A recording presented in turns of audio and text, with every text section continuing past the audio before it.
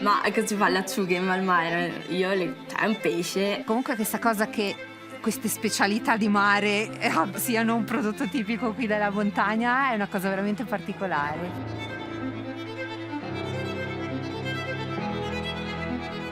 I più importanti commercianti di pesce salato. Importato in tutta Italia passava tramite gli acciugai della Valmaera. Nella Valle Maira non c'era questo isolamento. Gli acciugai erano un po' i corrieri, diciamo, del tempo. Che hanno una storia secolare. Era comunque uno stimolo, era comunque un modo per far sopravvivere le famiglie che rimanevano qua. Come mai questo sentiero si chiama degli acciugai?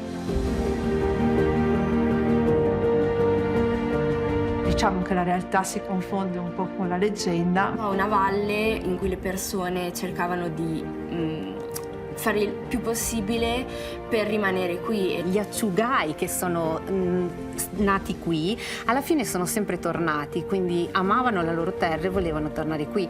È una storia un po' lunga, deve avere un po' di tempo. Sì, ce l'abbiamo. Come saprete, noi siamo famosi proprio per le acciughe in Valmaera. Oggi abbiamo avuto questo sospetto, insomma. Noi avremmo piacere proprio di ascoltarla questa storia.